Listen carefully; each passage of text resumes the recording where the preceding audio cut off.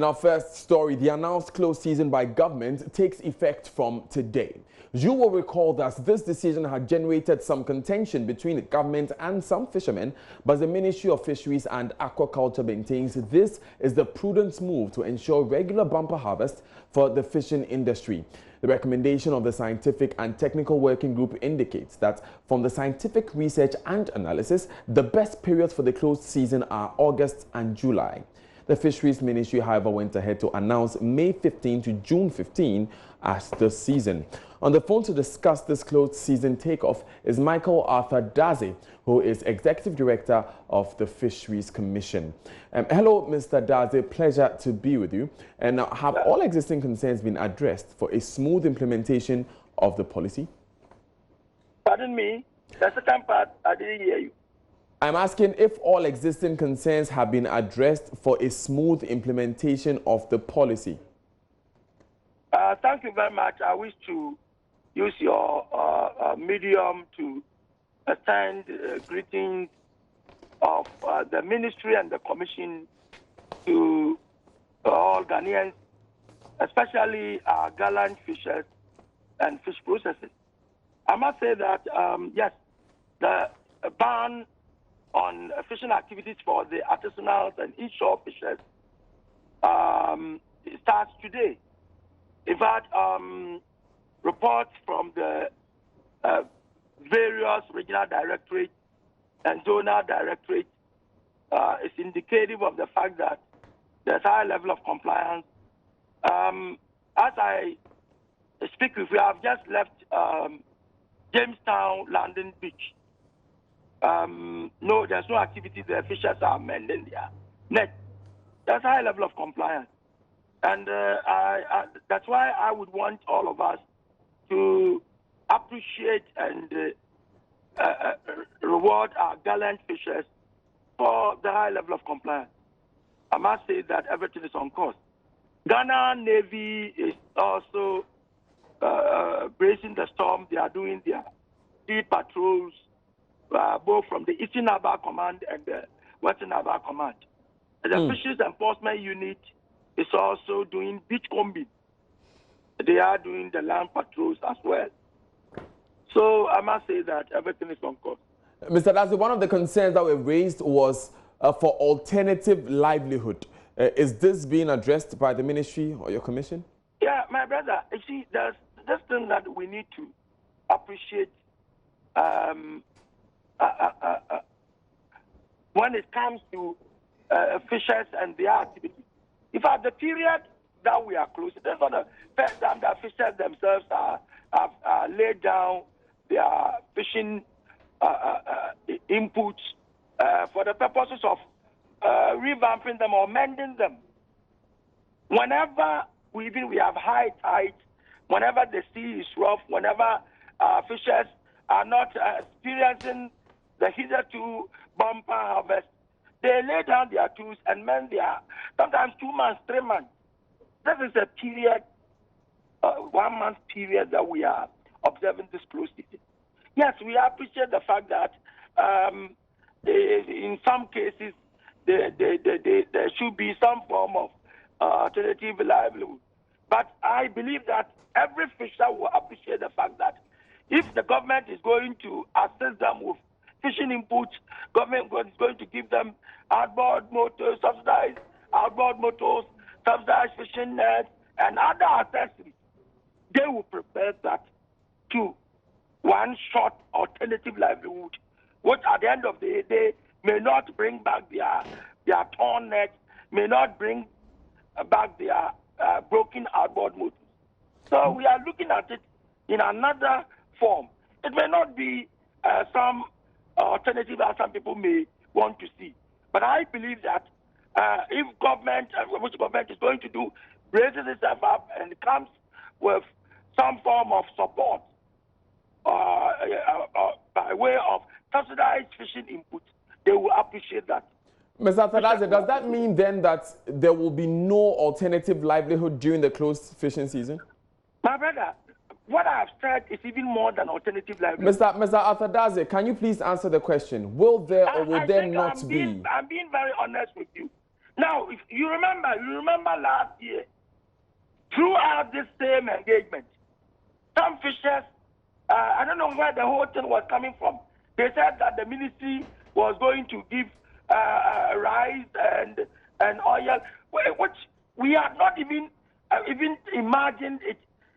We didn't even make any statement to that effect. For the sake of clarity, since you have the opportunity, may I know from your perspective what form of alternative livelihood you would propose? Maybe you can. Mr. Tadaze, my job is to ask questions, basically. So I'm asking a simple question. For the sake of clarity, sir, will you or will you not? If I can get the yes or no, we can move on. My brother, it depends upon the way you are looking at the alternative livelihood. I think I've been very, very clear. I said that steps are being put in place. Efforts are being made to ensure that we get outboard motors, subsidized outboard motors, subsidized fishing nets, and other accessories. And if you go out there and ask the fishers, whatever, it depends upon the way you look at alternative livelihood. If you are looking at alternative livelihood in terms of food items, they will tell you that we prefer outboard motor, we prefer fishing net to rice or to food items. Mr. Tadaze, respectfully, sir, but the definition of livelihood is clear. It's a job. It's an occupation. It's not an implement or an input. That is what I am asking. Is the Fisheries Commission going to provide that or not? Or you are unable to answer the question? What's your definition? I want to know your perspective. What do you would term as alternative livelihood? Okay, the question remains unanswered, but we have to move on. We've been monitoring activities of the fishermen, and correspondent Richard Kojo-Nyako joins me from Elmina. He is currently interacting with the fishermen. Mr. Tadaze, if you can just hold on just a moment for me. We are live with the fishermen in Elmina, so we'll pick their concerns and we'll bring it back to you for you to address for us. Richard, if you are on the line, let's hear from the fishermen. What's their reaction? I can tell you that the sea is lonely now. It lies deserted. The fishermen are complying. They say they are going to comply with government directive to close the season. However, they have some concerns, and the first concern is that is with the industrial trawlers. They want government to kind of ensure that they reduce the number of small fishes they catch from the sea. And they want government to also legitimize psycho business as well, because it is the only livelihood of the people here. In terms of alternative arrangement for the fishermen, they do not have any idea. But it is only the psycho business that now is serving as something they can rely on to also ensure that there is some hand-to-mouth kind of thing. Let me speak with Papa Patterson. Okay. Good afternoon. This is Joy News. And I think I want consent. Well, as for Chelsea, no season is what you. Oh, yeah, you too. Because I see there and bring the one to say no. On Simu, a very happy. But abandon to say woman to close on such a period. A ponential Nanum into Janiso on Tupana. Why a young Kajatu? The Baja to cram or Bruno. So the task up and the cycle, a human industrial toilets and everything. Well, I had a problem. I work at cycle. A lot of Uncle in Tassi. Uncle 1,000 on a day.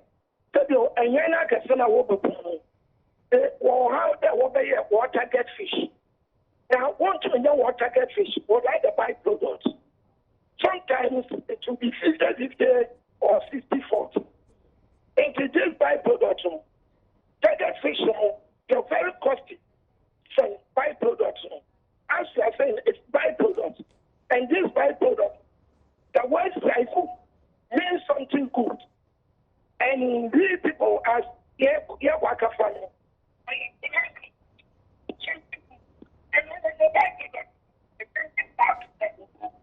Hello, Richard. Oh, you're good.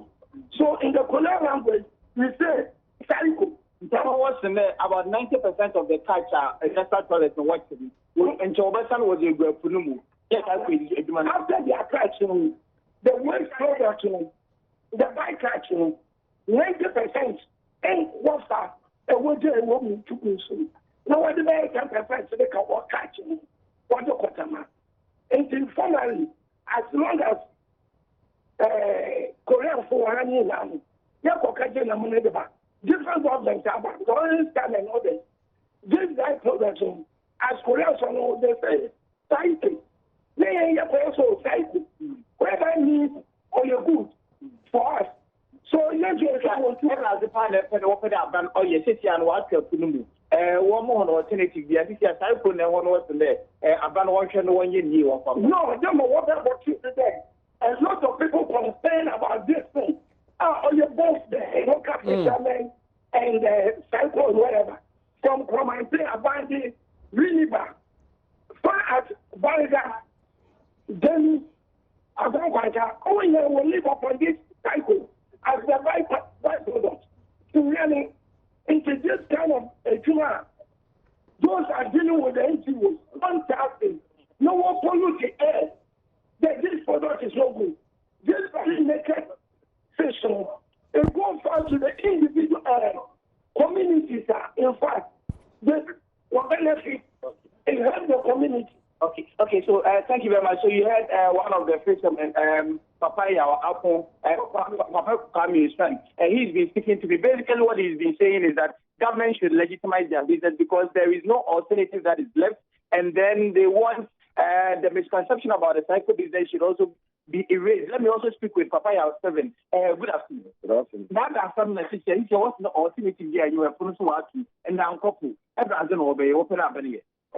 Na ebe na abịa na ihe ndị ejima ndị mmemme nye penye wezu nke n'aka m ọ bụ community na nkasa nkasa ena ihe general ya ya na afọ afọ n'ụwa ha no sɛ bosom no ɔba 2 weeks na wɔde yɛ adwuma 2 weeks na nkɔ adwuma na dɔm na ahɛ yɛ wɔ hɔ sɛ akɔfu wɔ hɔ no ano nom dɛ industrial trellis wotu nkɔdi pinti ebi di awɔ dɛnam ba nsɛ saa wɔn wɔ ɔfa ahɛ yɛ adwuma no etu mu bɔ community ebi na atɔ awɔ ankasa mpo wɔba wɔtɔ ɛdɛm bi ɛna adwuma no so ɛyɛ ɛdina ɛsɛ dɛ ɛdinafo na wɔyɛ adwuma na ɔnom dɛ ɛdinafo no yɛwɔ good landing site for fishermen nti various people from all walks of life in the whole Ghana ahụ ya wɔba ha ɔbɛyɛ dɛm ɛdɛm bi nti ɛnɛpɛ ɛmda wɔbɛ no yɛn hu sa ɔrekɔ do nti sɛ bɛ wɔn hu no wɔde tuma yɛ kɛn ho a obi nkɛ nipa no yɛ pɛ aban ɔbɛn pan wɔtum ha namara ɔboa ama ɔdɛ bɛ so wɔ hɔ nti ayɛ yɛ kɛn na aban mu a na nam nkɛtɛ na akwafo wɔpa no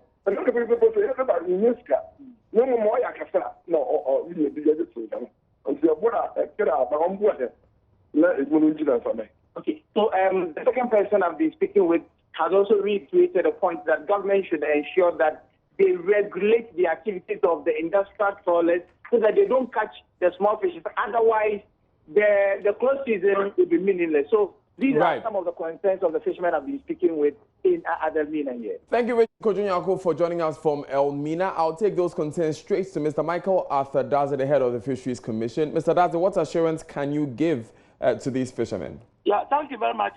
I'm happy that through your medium, the whole Ghana, and for that matter, the whole world has heard that fishers themselves have embraced this all-important activity. It was very evident from what the two speakers said. The issue that he raised, he said that we need to ensure that the trawlers don't actually harvest what they are not supposed to harvest. I wish to use this medium to inform all of us as Ghanaians that we have put measures in place to first ensure, and it's even that because of the close season that those measures have been put in place. It's something that we have religiously been following. Which measures are those, sir? We have ensured that the trawlers are operating beyond the inshore exclusive zone. That's one measure. Another thing is to ensure that they don't violate that. We have our monitoring system, our monitoring gadget that we use, and we are always on top of knowing where every vessel is operating at any point in time. Right. Thank you very much, Michael Arthur Daze, for joining us. He's the Executive Director for the Fisheries Commission. Away from agriculture and to health, the Ghana Allied Health Professionals Body have embarked on a sit-down strike. The action started yesterday. The Allied Health Professional Bodies are made up of 13 professional bodies. The association includes the medical laboratory personnel, radiographers, physiotherapists, optometrists, and dietitians. Their main concern is that they are not represented on boards of teaching hospitals. Listen to Alberta Roxon, who is secretary to the Ghana Federation of Allied Health Professionals, announcing the strike to patients. So as you all go home today, you can get your reappointment. But we want you to take the message out. To tell everyone, your families, your friends, all the contacts you have, that you came to physiotherapy today. You don't know when our sit-down strike is ended. You cannot take care of you today. We don't know about tomorrow. So the government calls us. So put your ears on the ground. Listen to the radio, listen to television. I am on Joy FM right now as I'm speaking to you. So listen and you will know what is happening. We need the government to hear us. We need him to agree with us and give us our board and space on the bill. Now, Chairman of the Council of Presidents of Allied Health Professions, Dr. Ignatius Awinibuno, joins me via telephone. Doc, since your strike began, have you heard from government? Thank you very much, and good afternoon to your listeners. In fact, it will be shocking that since we started doing red bands from the 23rd of April, to the point we had a press conference, and even to this point, not even a single call from the ministry or invitation on the matter. So there's a response, not even a single message from the government or the Ministry of Health on it.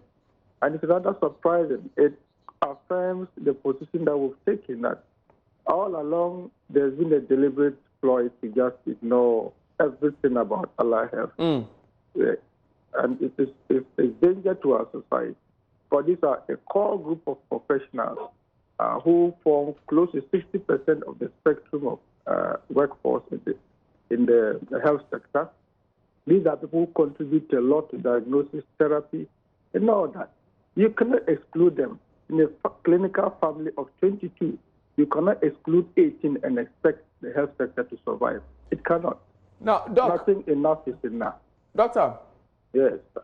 Why is it important that allied health professions are represented on the boards of teaching hospitals? Very, very important. I think it's a very critical question. First of all, a teaching hospital is a teaching hospital because of the teaching that goes on. The faculty that are present in those teaching environments, essential to be able to provide specialized training and support the practical training and internship and residency of these trainees. So without the teaching component, there's no teaching. And allied health professionals, in terms of their trainees, form over 60% of the people being trained on those campuses, which means the faculties that are on these particular teaching hospital campuses also form close to that large number of professionals. So you cannot have a situation where 60% to 70% of your professional group, in terms of representation and in terms of numbers, are excluded. You require that the amendment to the law is actually to ensure that we have proper corporate governance practice in the institutions. And if you're talking of corporate governance practice, you're talking of stakeholders being given a voice or not being excluded. The spirit of inclusivity is very, very important. Team approach is very, very important. So it can only be concluded that it's a deliberate plot to exclude 18 professional groups. In that particular amendment, you have one representative for a medical officer or a clinician, one representative for a nurse, one representative for a pharmacist, one representative for somebody in financial management background, one rep who is a lawyer, one rep who is also a member of civil society organization, and not even one for the 18. Can you call this an oversight? It is a deliberate flaw. Are your views not adequately addressed at the board level by the various members of the board? It has not been addressed. And sadly, let me put this very significant note. We must take note of the fact that Parliament has received our memorandum and will give them thumbs up for that.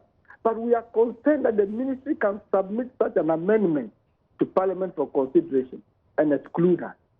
So we wrote to the minister to engage to try to find out what exactly is happening. I can send you copies of those letters. Not even a single response of acknowledgement.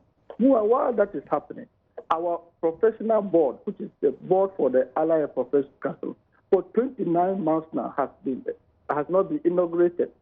And in the absence of the board, all these are happening because the board should have had an input into such an amendment.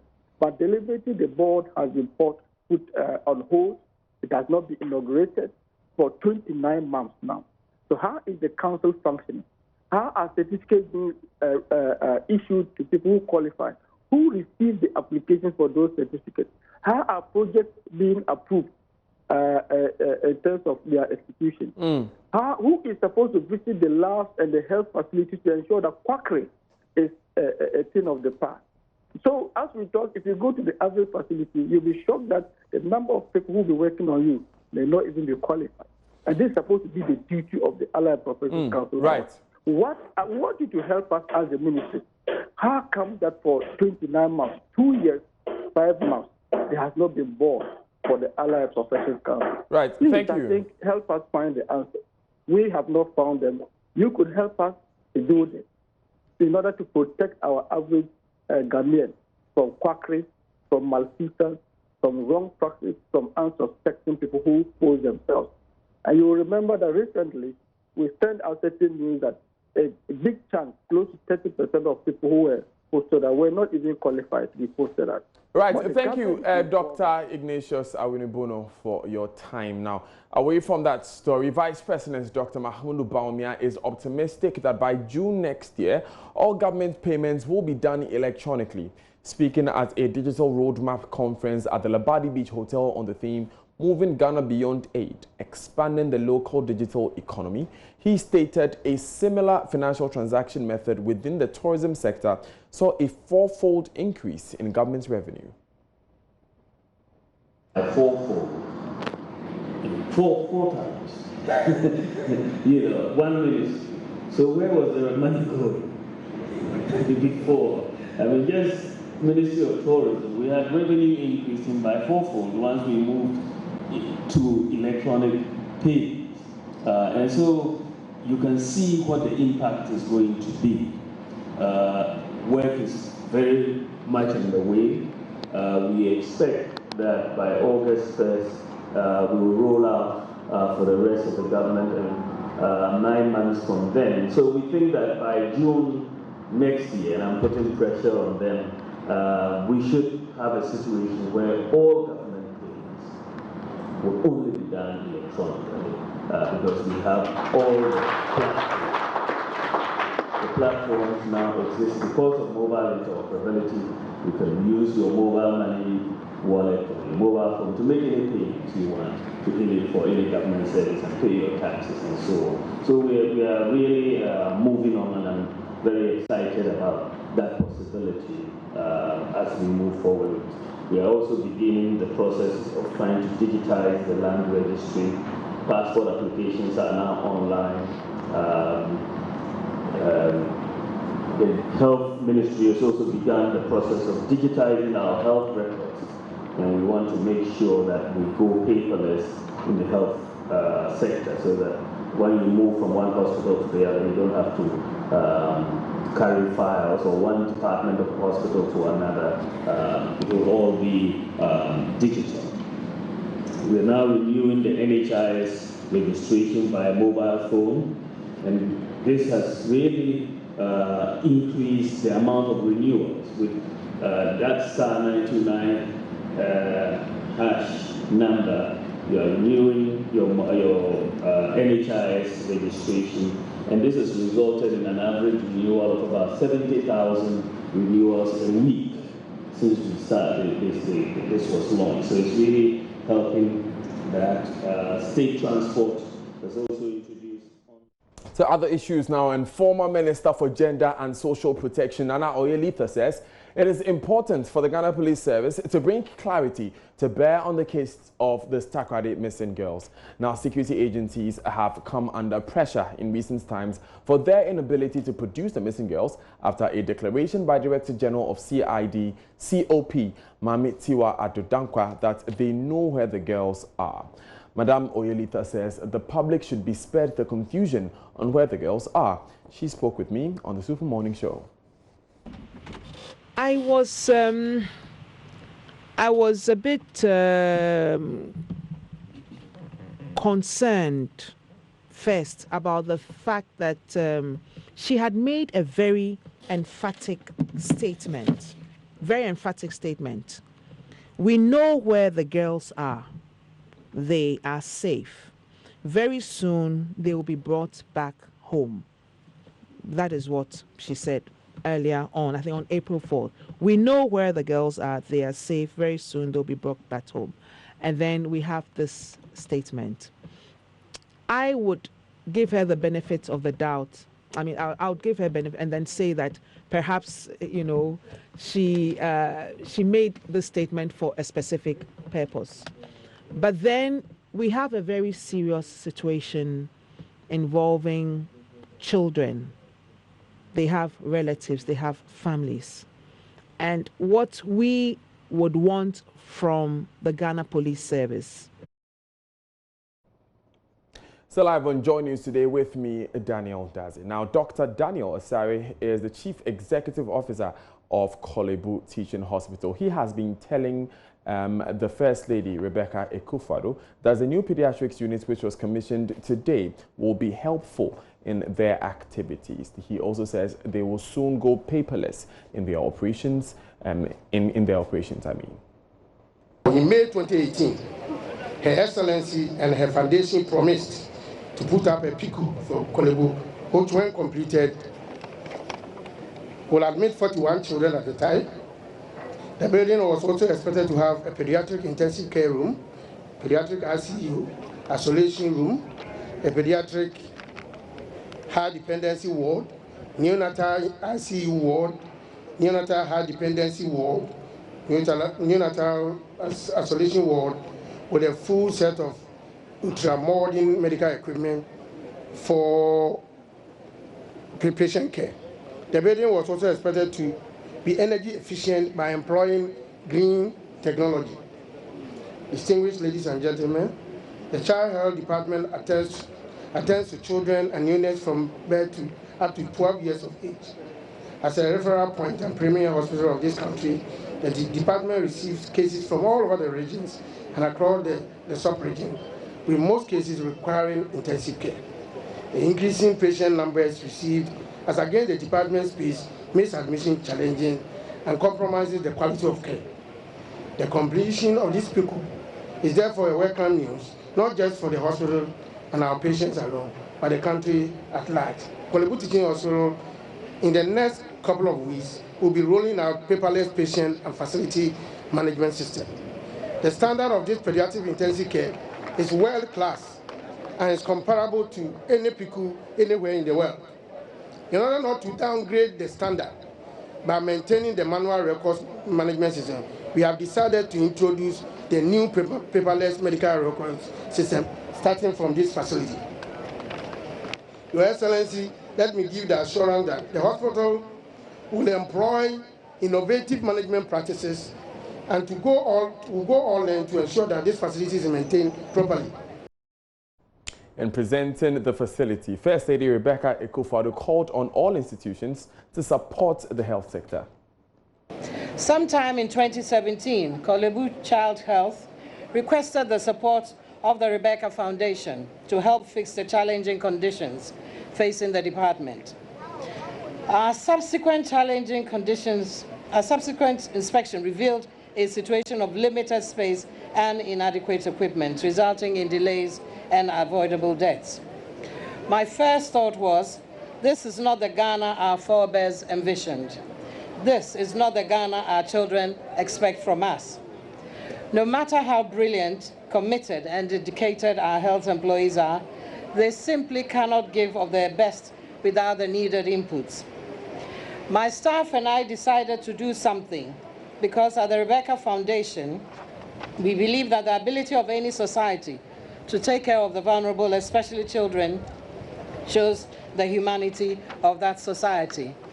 After extensive discussions with the management of Kolebu, we learned that in all its 96 years, Kolebu has never had a pediatric intensive care unit, which was surprising. We knew then that we had to give them one, but we decided to go further and build a facility that also has a neonatal intensive care unit and a high dependency unit. Work earnestly began, and today it is my joy and the joy of the hospital to commission this modern, fully equipped facility for our children. Distinguished ladies and gentlemen, today is certainly a happy occasion, but today should also be a day of reflection and a call to action. How did we, as a country, get to where we are today, where our premier teaching hospital would have such challenges in taking care of our children? The experts may have their positions on this question, but permit me, a non-expert, to also state my humble view. I believe it is important to pay attention to planning and its execution. Planning that takes into account all the variables that affect the quality of the care in an institution like Kolebu. Strategic planning that allows us to learn more about the organization, share our perceptions, and discuss critical issues affecting or likely to affect the organization in the future. Still live on Joy News today with me, Daniel Dazier. Coming up in business, Lands and Natural Resources Ministry earmarks $3 million for alternative livelihood programs to curb illegal mining. Daryl Carl has details.